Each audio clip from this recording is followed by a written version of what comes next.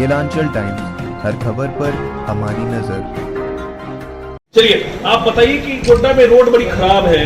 केवल आप एनएच की बात ना करें, गोड्डा जिले की लगभग तमाम बड़ी सड़कें आज बुरे हाल में हैं। जितना पुल पहले बना था सब खराब हालत में है। अब देखिए इसके लिए क्या कर रही है सरकार और क्या करेगी आप? ये जो सड़क की बात आप कह रहे हैं, मुझे लगता है मेरे लिए नहीं, जो गोड्डा के सब रहने वाले लोग, पूरे राज्य में अगर सबसे ज्यादा कहीं सड़क खराब है तो हमारे गोड्डा जिला का है। वो चाहे ग्रामीण सड़क हो, पीडब्ल्यूडी का सड़क हो, चाहे हम लोग जो एनएच जिसको देख रहे हैं, कुछ चीज राज्य सरकार के करने का है और कुछ काम जो है केंद्र सरकार के सहयोग से होता है। सबसे पहले जिसके लिए हम लोग साल से ज्यादा हो गया कहते बोलते हुए कुछ काम हुआ महगामा से पत्थरगामा तक, लेकिन आज भी गोड्डा से लेके महगामा तक जो सड़क है उसकी स्थिति ऐसी है कि आम आदमी तो छोड़ दीजिए, हम लोग जनप्रतिनिधि होते हुए भी उस सड़क पे चलना नहीं चाहते। आज डीएमएफटी का बैठक था, उसमें अन्य महत्वपूर्ण मुद्दों की तो चर्चा हुई, लेकिन सबसे ज्यादा अगर किसी विषय पे बात हुआ तो वो सड़कों को लेकर के था। उसमें एनएच के जो पदाधिकारी हैं वो आए हुए थे और उस काम को जो कॉन्ट्रैक्टर कर रहा है उसके आने की बात थी। सुंदर पहाड़ी की तरफ जो रोड जाता है उस पर तो जांच की अनुशंसा की गई है, लेकिन गोड्डा महगामा रोड जो अब तक नहीं बना है उसको लेकर के हम लोगों ने इस बात की अनुशंसा की कि इन पदाधिकारियों को सस्पेंड भी किया जाए और जो कॉन्ट्रैक्टर है उसको ब्लैक लिस्टेड किया जाए। बरसात आने के काफी समय पहले ही फरवरी से ही लोगों से बात हो गई थी, लोगों सरकार की तरफ से निर्देश भी था, लेकिन उसमें वो लोग कोताही बरते हैं और आने वाले दिनों में जनता को बहुत परेशानी होगी, जिसको लेकर के हम लोगों ने इन सभी बातों को डीएमएफटी के बैठक में भी जो ग्रामीण सड़क आरईओ 1 किलोमीटर 1.5 किलोमीटर से ज़्यादा अगर कोई सड़क है तो उसको बनाती है। उससे कम दूरी का जो सड़क है, जो मुख्य गांव से किसी टोले तक को जोड़ने की बात है, इस तरह के काम भी डीएमएफटी फंड से, पीसीसी से सड़क बनने का काम, छोटे पुलिया बनाने का काम डीएमएफटी फंड से हो, इसकी बात, इसको भी हम लोगों ने आज मीटिंग में इसको पारित किया है। और जहाँ जहाँ जिन सड़कों जो टोला गांव आज तक जुड़ नहीं पाया है सड़क से पीसीसी के माध्यम से, वो काम भी किया जाएगा। कांग्रेस की राष्ट्रीय राजनीति में स्वर्गीय भागवत झा आजाद के बाद आप ऐसे नेता हैं जिन्हें राष्ट्रीय स्तर का पदाधिकारी बनने का मौका मिला। आमतौर पर राजनीति में किसी न का कोई न कोई गॉडफादर होता है, आप किसे गॉडफादर मानते हैं? मेरे गॉडफादर एक ही है, आदरणीय श्री राहुल गांधी जी। राजनीति में मेरा आने का सिर्फ और सिर्फ यही कारण है। मेरे घर में तो लोग राजनीति जरूर करते थे, राजनीति के पहले कुछ पढ़ाई लेसन मैंने अपने पिता ससुर जी से जरूर जाना समझा है, लेकिन युवाओं के लिए राजनीति का द्वार अगर इस देश में किसी ने खोला तो पहले राजीव जी ने किया था, और आज के दिन ये काम सिर्फ राहुल गांधी जी कर रहे हैं। और उन्होंने हम लोगों को बहुत क्लियर ये समझा दिया था कि राजनीति में आप लोग जब आए हैं तो मैं कुछ भी देने की परिस्थिति में या कुछ भी कर पाने की स्थिति में 10 साल आप लोगों को समय देना पड़ेगा। और लगातार जो भी उनसे बातें होती रही वो हम लोग देख समझ पा रहे हैं कि वो जो बातें हमें 8 साल 10 साल पहले बताते थे वो आज मूर्त रूप से सामने है। तो एक विजन होने की जो बात है वो हमारे गॉडफादर आदरणीय श्री राहुल गांधी जी में है। उन्होंने मुझ जैसे कई युवाओं को पूरे देश में राजनीति में आने का मौका दिया। कई सारे लोग एमएलए एमपी भी बने, कई आज मंत्री भी हैं, और कई सारे लोग संगठन के काम को कर रहे हैं, जिनको आने वाले दिनों में और राजनीतिक पहचान देने का भी काम होगा। उन्होंने हमें यह समझाया कि राजनीति पावर के लिए नहीं, सेवा के लिए है। और आप लोगों ने मेरे पिछले 10 साल के सक्रिय राजनीतिक कार्यकाल को देखा है कि जनहित के मुद्दे हों, उस पर हम लोगों का भी जो भी काम रहा, ये सब उनके गाइडेंस और उनके मार्गदर्शन की वजह से है। तो इसमें कहीं कोई शंका की बात नहीं है कि हम लोगों को राजनीति में यह भागीदारी राहुल गांधी जी ने सुनिश्चित कराया। AICC की सचिव बनने के साथ जानने की कोशिश करेंगे हम।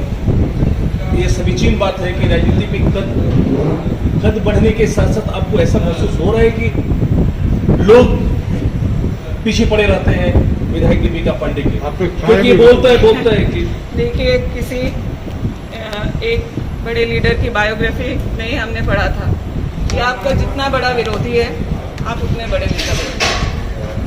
तो मैं इस विरोध को बहुत सकारात्मक रूप से अपने पूरे 10 साल के एक्टिव राजनीति के कार्यकाल में भी हमने लिया है और आगे भी मैं इसको लेती रहूँगी। मैं अपने क्रिटिक्स का बहुत सम्मान करती हूँ, क्योंकि वो मुझे सुधरने का या कहीं मुझ में कमी है अगर तो उसका मौका देते हैं। तो मैं बहुत पॉजिटिवली अपने क्रिटिसिज्म को लेकर के उसमें खुद में अगर कुछ सुधार करना है या फिर कहीं और किसी चीज़ को दुरुस्त करना है तो उसका मौका समझता आने वाले इस समय में अभी सबसे पहला महत्वपूर्ण काम क्या होगा आपका, जो सभी चीज है, ये मानसून है, खेती के अलावा आप किस चीजों पर ज्यादा ध्यान देंगे? देखिए, कोरोना की वजह से हम लोगों की प्राथमिकता कोरोना से लड़ाई को लेकर के रही। हम लोगों ने स्वास्थ्य के मामले में, चाहे फूड सिक्योरिटी को लेकर के बात हो, इन सब चीज़ों पर बहुत ध्यान दिया। बिजली पानी में भी आप देख रहे होंगे कि हमारे क्षेत्र में काम हुआ है। आज करीब हम लोग 350 ट्रांसफार्मर हमारे अपने विधानसभा में हम लोग लगवा चुके हैं। गोड्डा की एक बहुत लंबित मांग थी TRW की, जो ट्रांसफार्मर रिपेयर का वेयर हाउस बनना चाहिए था। आज वो गोड्डा जिला में बनकर लगभग तैयार है। कुछ ही दिनों में उसका उद्घाटन हो जाएगा। बिजली को लेकर हमारा ये काम रहा। PhD के माध्यम से और CSR के फंड से महिलाओं को मैंने वादा किया था कि आपको पीने के पानी को लेकर परेशानी नहीं होगी। करीब 1300 हैंडपम्प हम लोग उसमें पाइप वगैरह बदलवा के, क्योंकि हैंडपम्प बने और फिर 4-5 दिन में खराब हो जाए, ये पिछले सरकार में होता रहता था। लेकिन जो है हैंडपम्प वो सुचारू रूप से चले, उसके लिए हम लोगों ने 1300 से ऊपर हैंडपम्प अपने क्षेत्र में बनवाया है। एक और मुद्दा जो मेरे बहुत दिल के करीब रहा है, जिसके लिए मैं महसूस करती हूँ कि यहाँ के लोग अपने बच्चों का बाल विवाह कर देते हैं। बाल विवाह के मामले में गोड्डा का जो परफॉर्मेंस है वो बहुत शर्मनाक है। मुझे लगता है गोड्डा के हर नागरिक के लिए ये जिम्मेदारी है कि अपने आसपास हो रहे इस तरह की सामाजिक बुराइयों को, क्योंकि बाल विवाह कर देने का मतलब ये है कि उन बच्चों का जो है भविष्य, बल्कि उनका जो भी उम्मीद सपना है उसको क्रश कर देने की बात। पूरे राज्य में सबसे ज़्यादा बाल विवाह गोड्डा जिला में होता है।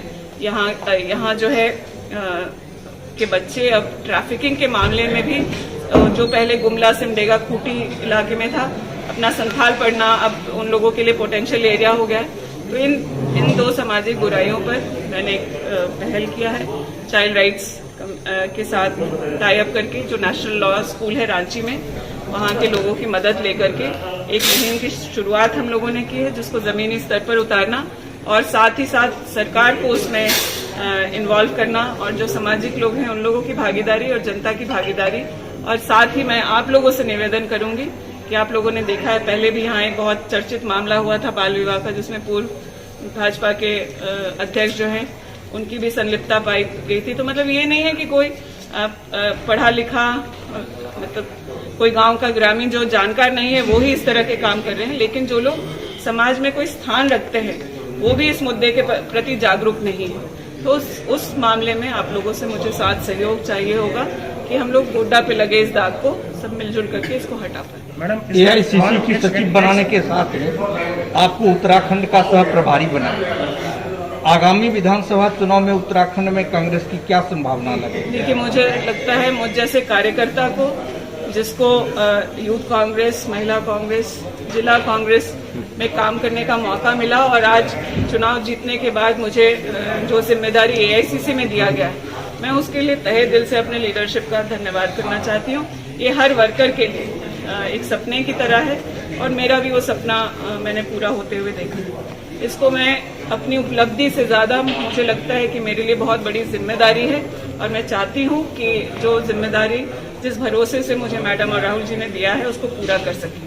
कांग्रेस में उत्तराखंड में बदलाव का माहौल है। आप जानते हैं छत्तीसगढ़, उत्तराखंड और झारखंड एक साथ बना था। छत्तीसगढ़ में आज कांग्रेस की सरकार है, झारखंड में हम लोग महागठबंधन में सरकार में हैं, और आने वाले चुनाव में जो फरवरी 2022 में है, उत्तराखंड में हम लोग कांग्रेस की सरकार बनाएंगे। कांग्रेस में आमतौर पर एक व्यक्ति एक पद का सिद्धांत प्रचलित है। झारखंड में प्रदेश कांग्रेस अध्यक्ष हेमंत सरकार में मंत्री बने हुए हैं। क्या इससे संगठन पर कुछ असर पड़ रहा है? देखिए, पार्टी के अंदर का जो हम लोगों का मामला है वो हम लोगों की पार्टी के लोगों से सलाह मशवरा करके और आला कमान के निर्णय लेने की बात है। यह लगातार चर्चा हो रही है और झारखंड में भी जो राजनीतिक हालात है उस पर आला कमान कुछ ना कुछ चर्चा और निर्णय आने वाले समय में लेगी, मुझे ऐसा भरोसा है। हेमंत सरकार के 1.25 साल के कार्यकाल को आप किस रूप में देख रही हैं? मुझे क्या उपलब्धि रही है और क्या होना चाहिए? मुझे लगता है कि चाहे वो कांग्रेस शासित राज्य हो या गठबंधन में हम लोग जहां भी हैं, उन सभी राज्यों में मैं मानती हूं कि हेमंत सोरेन जी के नेतृत्व में one of the best state जो इस कोविड काल से लड़ाई में सफल रहा वो झारखंड में हुआ है। हम लोगों ने न सिर्फ लोगों के बीमारी में उनका साथ सहयोग दिया, बल्कि अन्य जो ग्रामीण अर्थव्यवस्था बनाए रखने के लिए मनरेगा के तहत काम हुआ, खाद्य वितरण बहुत अच्छे सुचारू रूप से हुआ, पलायन भी रोकने का प्रयास हुआ है। लेकिन आज हमारे यहाँ बहुत सारे इंडस्ट्रीज और इसकी ज़रूरत है, उस पर भी आने वाले दिनों में निर्णय लेकर के यहाँ के लोगों को रोजगार का अवसर मिले।